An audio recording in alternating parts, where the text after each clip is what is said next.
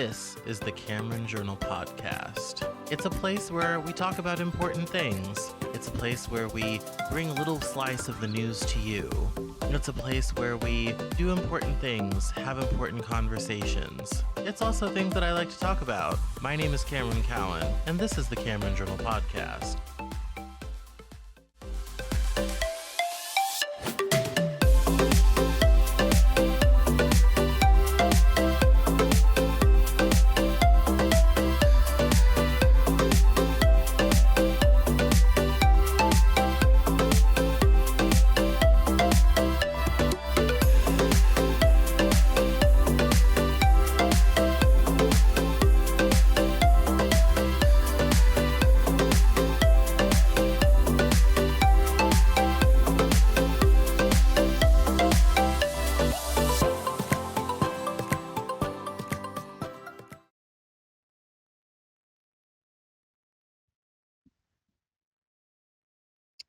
Today on the Cameron Journal Podcast, we are welcoming John Mendez from the podcast Walk to Wealth. He reached out to me because we had a same person on our podcast, and he has been doing this wonderful thing where he is helping various and sundry other realtors do social media, marketing, all this sort of wonderful thing. And his podcast is lovely as well and is super informative. So for all my business-minded subscribers, this one is definitely for you. And we're going to ask him about his whole journey, what he's up to, what he's doing, what his story is, all this sort of thing, and hopefully learn some interesting stuff along the way. So welcome, John, to the Cameron Journal Podcast. How are you? Hey, Cameron, thank you so much for the opportunity. I'm on a bit of a high note today, so just riding on this high wave of energy and just enjoying my day so far. Glad to be here and looking forward to the conversation. Oh, you're very welcome. Or anything of note that you want to mention that was the good thing that happened? Yeah, so I literally just yesterday I taught my was it fourth social media class, um and it went very well. I had close to 275 signups for that one, and I upsold because that class was free. Yeah. Most of my webinars, if not all my webinars, are free. But I upsold to a workshop for the first time at the end of the webinar, and it wasn't a hard sell at all. I kind of dropped it at the end, and that was for 20 spots. So I ended up getting that filled out, and that was paid. So that went super well, and that workshop is going to be tomorrow. So prepping for that. And literally today, I hopped on this thing called Speaker Payhouse, where it's like we're speakers and people with platforms it's like a speed networking type of thing, and it's on Zoom and it's free. And I hopped on that because one of my friends invited me. So that was a couple hours ago, and that went super well. So I was able to connect with a couple of good people there. And then I just had an interview for my show right before this with an amazing guest. So um, on a bit of a really high note right now, mainly because the social media class went super well, but it just continued to keep on going. Yeah, no, you're riding the wave. I might have to come to that speaker thing. But Yeah. yeah, so well, why don't we start from that is all very exciting, and you're very busy and you're doing a lot. Why don't we start from the beginning, and why don't you tell us who you are, what you do, and we'll go from there. Yeah, so my name is John Mendez. I'm the host of the Walk to Wealth podcast, where I enlighten and empower young adults to build wealthy, abundant lives. And a little bit of what I do right now, my sole purpose is podcasting. I spent a lot, so as you can probably read from my bio, I made it really fancy. Hired a guy, this chick on Fiverr, to write it up for me, and she did a very great job of making me sound like a super amazing human being. And I think I am. But for long story short, I did a lot of things. I have a licensed realtor. I started a social media marketing agency, which is kind of how I dabbled into the teaching classes. And I have my own podcast, and I'm still at a restaurant. And I was trying to juggle all four of those things last year, and it was going south for me. My numbers were actually going down. My real estate business, I wasn't getting clients. My social media business, I had one client and realized this isn't what I want to do. And on top of that, I was still at the restaurant, although my goal was to leave last year in February. So none of the plans that I originally had set out were going how I expected them to go. And it wasn't until around December where I was just decided like, hey, I need to double down. And I started learning about different concepts, which we'll probably get into later in this conversation, which made me really realize what I'm truly meant to do, which is focusing on my podcast. And that's where I got to where I am today in a nutshell. I skipped over, fast forward a lot of the story, but No, that's all right. That's where I'll come in and ask some pointed questions. So, uh yes, young people building wealth, all this type of thing. Why did you pick, of all the ways to sort of make money entrepreneurially, why did you pick real estate? So at first, it was because um, a little bit of context. I was not a natural born entrepreneur. I didn't have the paper route. I didn't have the lemonade stand. I wasn't selling candy and candy bars at school. This is something that's still relatively newer to me. And it wasn't until I'd say November of 2020 when I had the pandemic happen. And it was around that time I was a sophomore in college and I was taking classes from home. And I read this book called Rich Dad Poor Dad. And from there, the poor dad in the book, a lot of the ways of viewing the world resonated with how I was brought up. And it made me even more curious as to why the rich dad thought about things the way he did. And so that winter break, I kind of dove into looking into personal finance and entrepreneurship and real estate, something that really, you know, came to my interest. And I ended up signing up for a $500 course on wholesaling. Anyone that may not know, I'd briefly explain it. It's not too serious. Pretty much, you have a house that you want to sell. Let's say you want to select your house, Cameron, for 100,000. I'll get it under contract. I find someone that wants to buy it for 110. You sell the house, buyer gets the house, I keep the $10,000 difference. Long story short, not too important. But I was told by an attorney that I couldn't do that. And so I was kind of discouraged for a little bit. But then I started working at K Jewelers and I was helping people get engagement rings and the smile on their faces when I was helping get them rings. And I was already had an interest in real estate and I was already pursuing my class. I was like, you know what? If I need my license, I might as well just become an agent. And so that's how I dove into the real estate space and became a real estate agent. Nice. No, that's really cool. That's a lot of people. That's, I'm sure it's something a lot of people try, but very few people are actually ever successful at. Yeah. And so the fact that you kind of already were trying to get into deals like that and do that sort of thing is pretty amazing, because Thank most you. people don't necessarily do that and all that sort of thing. So, right. So, why don't you where are you from? I'm in Seattle. Where did you grow up? So I grew up here in Stamford, Connecticut. Not the coolest part of Connecticut. Connecticut, I feel like now that I'm being interviewed and interviewing tons of people for across, all over the place, it's somewhere that not a lot of people know too much about. I feel like it's one of the more boring states. So I usually just say I'm 45 minutes out from the city because most people don't really know about Connecticut, the geography. Well, it is kind Connecticut sometimes is very difficult because it's a bedroom community for New York. Yeah. It's a bedroom state for New York City. So that's that's it. No, that's a I mean that's a real estate in that region is there's a lot of it, but it's also Mm. a very established market. So I'd imagine it would be hard to break in. Yeah, so honestly, in terms of breaking in, it's not all that difficult if you honestly want to put the effort in. Full transparency, I didn't find success in real estate, but my focus was elsewhere the whole entire time. I'm not going to sit here and act like I was selling houses left and right. But if you coming in, especially if you're young and hungry, it's the room to take over and to get what's yours. And it's like if you have an abundance mindset, a lot of people are operating out of scarcity, not even just in real estate, but in entrepreneurship and just life in general. And you could be successful and still they have enough houses for everyone else to eat and get, their own piece of the pie as well.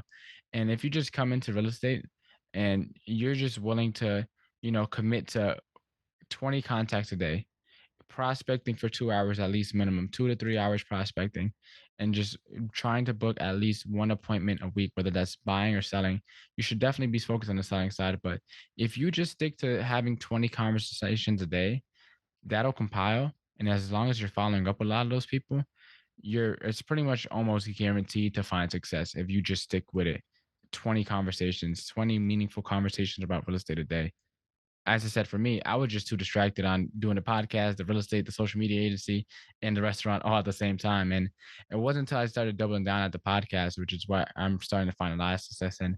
But for real estate, it's something that it's easier than people think if you're just willing to work and stay consistent and disciplined. Yes, why don't we talk about your podcast then? Tell us about what it is, what you do, who you interview, and all that sort of thing. Yeah, so definitely, I gave the quick spiel about enlightening and empower young adults, but that really all started where one of my guys, he pretty much was like, "Hey, one day."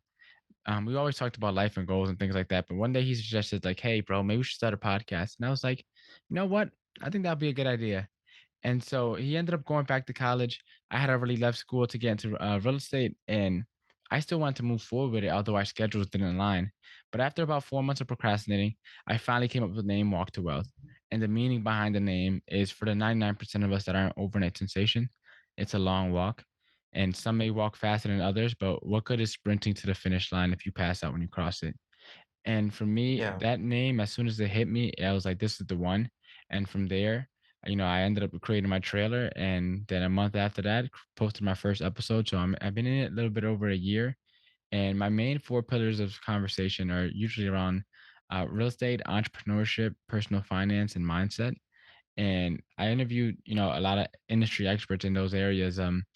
And for me, the main reason I wanted to do it and stick with it, despite, me and my friend not being able to come together to do it, co-host, is because I wanted something where I could help others, help inspire them, help educate them, but also document my journey at the same time in real time because so many people wait until they're successful, until they, made a lot of money to start giving back. And then when they do give back, it's like, hey, buy my course, sign up for my webinar, sign up for this. And it's always something, some high ticket item or something like that, or asking for money. And for me, I wanted to find a way where I could help people out literally in real time. And while I'm also helping the younger demographic, because a lot of them, they don't want to listen to people that are older. But like for me, still being relatively young, I only just turned 21 last year.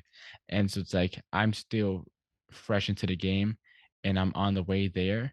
So let me start something where it's like I can create a movement of young people that don't want to take the traditional route and want to build a wealthy, abundant life. Yeah, one of the things I've noticed about the younger set that I is very different attitude from when I was that age, which has been 13 years ago.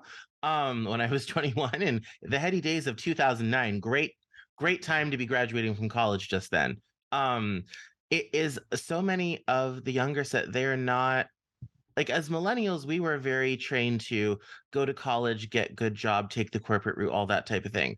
The Gen Z crowd seems to have a quite of a different view, and I've noticed that there's a lot of people like not saying that you're like these people, but I'm noticing that there's a lot of people with that same sort of catering to young people who want to do a different thing, who want to start their own business, do their own thing, or make a lot of money and kind of advance that way. Um, why do you think that is? Because the definition of security that we've been fed is a lie. Security is not getting a degree. Security is taking things into your own hands. Now, not everyone should go start their own business, right? We're not all cut out to be successful entrepreneurs, right? Not everyone has what it takes. But the entrepreneur way of life is something that everyone can adopt. The continual pursuit of personal development and personal growth, the going to conferences to, build on your skills, build on your, and improve and learn, educate, network. The way of an entrepreneur is something that everyone um, can pretty much can adopt into their life in one way or another. But now that information is so much more easily accessible, there's really no excuse. And the only reason to go to college, really, I feel personally, is to network and to learn how to live your own. Because 80% of the jobs that are out there is who you know. Only about 20 to 30% of jobs on the market are like advertised on like Indeed and stuff like that. The rest of the jobs, you have to know someone, right? It's some sort of networking. And then learning how you live on your own, college is a great place to get that first baby step into the adult world, that while still some kind of in a way not being um not being fed completely to the wolves. There's still like a kind of a gated fence. So you're not facing all the consequences of what you would normally in the real adult world, but you also kind of get to experience what it's like to be on your own. So that's, I feel like, the only two main reasons, aside from being a doctor, or a field where you actually have to go. But if you want to start a business, you want to learn copywriting, if you want to learn sales, whatever it is, for the most part, you could literally teach yourself, buy a course online, literally start a podcast. Let's say you wanted to become, I don't know, we wanted to go into marketing. start a podcast on marketing and interview the top 10 marketers in your local area. And now that's pretty much your degree right there. Just interviewing people in the marketing space. Now, if that's something that you want to pursue, by all means go for it. If it's something that you don't want to pursue, start a podcast about something else and interview some more industry professionals. And that's your information, because you're going to get so much more from getting in the field and from talking to tested experts that than you would reading and picking up a book. Of course, reading is great, but if you could talk directly to the source, it always beats reading a book, because you get real access to the information. Yeah, that's and I think that's an interesting idea. I think it's a bit I think it's sad for society um to have less people getting education, but I certainly understand the economic impulses behind it. And Define education. What's w- education to you? well, by that I mean formal education. All of that to say, when it comes to things like sales and marketing, I couldn't agree with you more. When people say, "Oh, I'm in business school, what should I do?" I'm like, "Go get a sales job. Doesn't matter what it is. Jewelry, cell phones, whatever. Don't Doesn't matter." When you understand how people buy and sell things, that will put you 50 feet ahead of everybody else who has no clue and has never tried to sell anything in their entire lives. Um, and you can always tell in business and marketing who's never sold so much as a cup of lemonade. They didn't even sell Girl Scout cookies when they were a kid. A product that sells itself. And so yeah, I mean, I think I agree with you. That is definitely a good way to learn things quickly without necessarily getting bogged down in the formal education process. But it Yeah, yeah. I think personally, I think society as a whole kind of put this idea of formal education on a pedestal. And now we live in the age of information where, as I said, you could learn anything you want. There's really entirely no need for it, honestly, unless you're going into a field that needs it. But even think about it, when it comes to doctors and lawyers, the only reason that you have to go through so much schooling is because they want to make the barrier to entry so high to keep the salaries in that profession insanely high, because they're pretty much creating artificial boundaries. They're making the supply artificially scarce, right? Not a lot of people are willing to go through 10 years of a schooling post bachelor's. And that's why there's so few doctors. And that's why, from scarcity, they could charge insane rates, because there's so few of them. But for the most part, I think it's great for people that need a little more structure and learning. Not everyone's an autodidact where they could just teach themselves, but it all really depends on your learning style. But it's definitely something that should be taken off the pedestal, because there's so many more ways out there to, one, find meaning, two, learn about certain things. Like back in the day, they used to teach a lot more trades.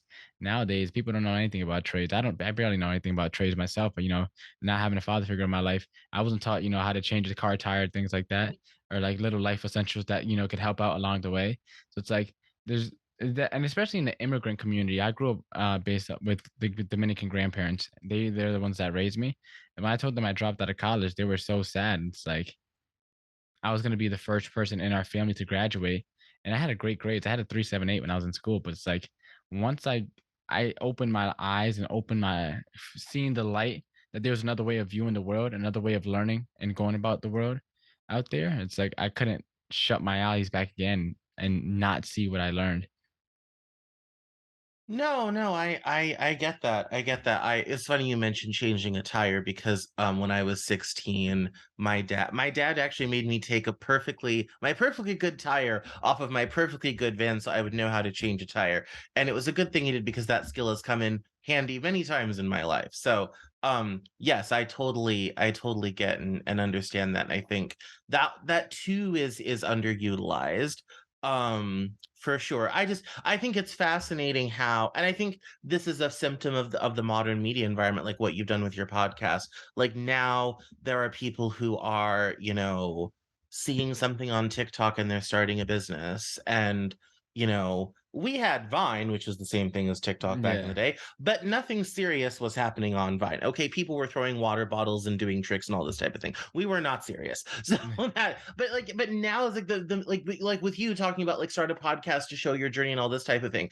That would have never occurred to us. And we had podcasts back then. We did. They came out in Mhm. 2002. It's not like we didn't have some of the stuff we did have. It would have never occurred to any of us to do that. And I think it's Yeah. so brilliant that now, like with what you've done and all this type of thing, that's now a thing. And all of a sudden Yeah. people are sharing information, they're getting, more knowledge, they're getting educated, all this type of thing. Absolutely fascinating and very impressive because I don't think I had that motivation at 21. Like Thank you.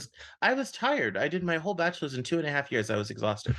So um yes, I think that's absolutely fascinating. Who is your favorite podcast guest so far? I always gotta give credit to my the guy named Vic Manzo.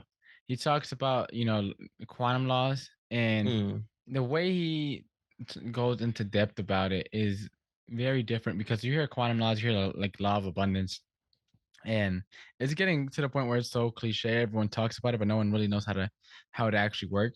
But one of the, I guess, the two main takeaways I got from his episode is like a lot of these quantum laws works in pairs of three, and so it first starts off with the law of vibration, right? Whatever frequency that we're vibrating at, that's what will attract everything on that plane. Similarly to like how at least up here in the Northeast, we have, Hot 97. If you turn on Hot 97 in the car, you're gonna hear hip hop, right? You're gonna hear hip hop, rap, and probably R&B. But like if you're on a station that you don't like, right, you have to realize a lot of people don't know that one, that they're a radio station. And then two, a lot of people don't realize that they can tune the radio station to a better frequency that serves them better. A lot of the people are just running on autopilot and they're on a bad radio station and a bad frequency and attracting negative things, because that's the second thing. You attract whatever's at that frequency, and from there the things that you attract eventually start manifesting. And so it's a law of vibration, then a law of attraction, then a law of manifestation. And then the second amazing thing that he taught me was the law is this idea called non-sacrifice. We're always taught that we have to give up certain things in order to become successful. We got to give up certain things in order to obtain other things. And he talks about this idea of non-sacrifice, where you never are losing out. You're never giving up something when you're choosing what you love to do. And just that way of viewing it just was like definitely a paradigm shifter for me. No, that's I mean, there's yeah, I can definitely see how that would be a huge mindset shift in terms of getting yourself in the right headspace to do something that's outside your comfort zone. Um, and then also have the patience and wherewithal to wait for that to bear fruit. Um, and it takes a while. I always joke, there's no such thing as an overnight success. And I tell people they're kind of like, did some TV appearances last year, and even people who'd known me for a long time were very impressed, and it grew the brand and all this type of thing. And I tell people, I said, yeah, it took 8 years to get here. And it wasn't even American television, it was international television. I said it took 8 years to get that, to be in the place where I could do that. And I started super young. I started in politics when I was 17, working for the state legislature in Colorado. I had already, by the time I was your age, I had already had and ended a music career and had moved on to something else. And had done super boring gigs in grocery stores and all this type of thing. For live entertainment and all this sort of thing. But I mean, getting like attracting in that sort of thing, um, and kind of being willing to leave your comfort zone behind is quite important. But I can see how that mindset shift would make it possible. Yeah, definitely. It's something that, interviewing people is something that I was always been very open minded, but it's something that I love. One of my main reasons for just continue on with the podcasting. It's just being able to see so many different people's perspective on certain viewpoints, and being able to try and kind of, we're almost all like melting pots, where at least if you're open minded, you become a melting pot. A lot of people are closed minded. But like when you're open minded, you're able to learn from different people, take the good, leave out the parts that may not apply to your life, or the parts that you may think are negative, that or that you just disagree with, and you take the parts that you do agree with, and you just get into all these different conversations with all these different people from all these different walks of life, and you just kind of, aggregate all that together and just compile that into yourself, and then mix that with your own personal experience. And it's kind of like you become a giant melting pot of all these different perspectives. And I feel like you gain a lot more wisdom that way as well. Yes. I mean, that's kind of one of the reasons why I like being an interesting people podcast is because I have all sorts of different people on like yourself. And I normally do news politics and things like that. But the great thing I love about talking to people like you is like I don't I used to do work in the property management side of real estate. I've never bought and sold anything, don't own a house. And I never, really kind of had a chance to do any of that stuff because I've been a writer and writing books and doing all this sort of thing. But the great thing is I don't have to go and do that. I can just talk to people like you and you'll tell me what's happening over there. And so that's one of my favorite things about this is, you get to have a conversation with somebody and learn about a whole new world that you probably didn't even know was there. But there's the person right in front of you telling you about how it's going. Yeah, it's definitely something that, as I said, it's like a networking hack. Because a lot of times for me, what I've been realizing too, it's like it's not even the interviews where you get the most value. It's like that 10 minutes after the conversation's over when the recording turns off, where it's like a lot of my connections have been formed. Like a lot of times where I really rapport well with somebody, just stay after and just have like just a conversation. If we both have the free time and like our schedule permits, it's like we just to continue the conversation. And I've been able to make tons of like amazing conversations. I mean, tons of amazing connections with some of these people. I've been able to join a mastermind, and within that mastermind, literally, there's another guy whose podcast I'm going to be on. He was also on the mastermind call, and I met the two people in entirely different occasions. I did not know that they had any connections at all. Then I have a guy that I'm also planning a virtual summit. Um, a guy that I'm interviewing for that. I hopped on. He hopped on my podcast, but hopped on somebody else's podcast from the UK, and the guy that's on my summit was the coach for the guy whose podcast I hopped on in the UK. And so it's like you start networking, making connections, and you realize it's really a small world. It's really a small world, and you'll meet people and have these secondary and tertiary connections with people that you probably would have never even knew kind of existed had we not had this medium where we could talk over the internet. Yeah, no, I mean, it is a lot of fun. Last year, I had a lot of international guests. I interviewed a businessman who was doing development work in West Africa. Um, Wow. which I mean, I remember a time when such a conversation over that distance would not have been possible, and if it was, it would have been very expensive. So we used to pay a lot of money to call that far, back in the day, but now it's so easy, and we were able to talk about business and all this type of thing. I talked to a guy who used to be the head of Goodyear Tire and Pirelli Tire, and got to live in Italy for 5 years in Milan. And all that sort of thing. And so I absolutely agree with you. You just find these random people, places, and you get to have these conversations, and it's absolutely fascinating. So Yeah. that's perfect. Yes. Well, we've reached that point in the show when we do plugs. So why don't you let everybody know where they can find you, how they can get in touch, where they can listen, all that sort of thing. Yeah, well, first of all, thank you so much for the opportunity. I genuinely, always, I never take these opportunities for granted. So I appreciate you. I know how hard it is to grow a podcast and grow an audience and a fan base. So I appreciate the work that you're doing. And for anyone that found any value in this episode or thinks I'm a little cool, go to www.walk2wealth.com. That's walk2wealth.com. And there you could find all my podcast episodes and connect with all my social media from there. Excellent. Well, thank you for coming on the Cameron Journal podcast. My pleasure. It was an amazing opportunity.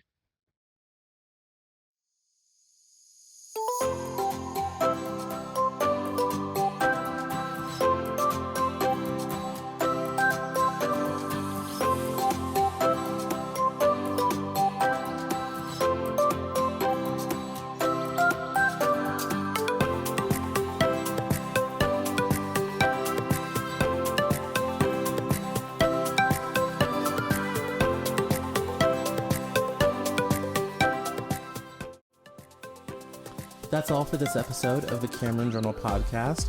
Thank you so much for listening. Visit us online at CameronJournal.com. We're on Facebook, Twitter, and Instagram. And I love to talk to my followers and listeners, so please feel free to get us on social media at Cameron Cowan on Twitter. And we'll see you next time on the Cameron Journal podcast.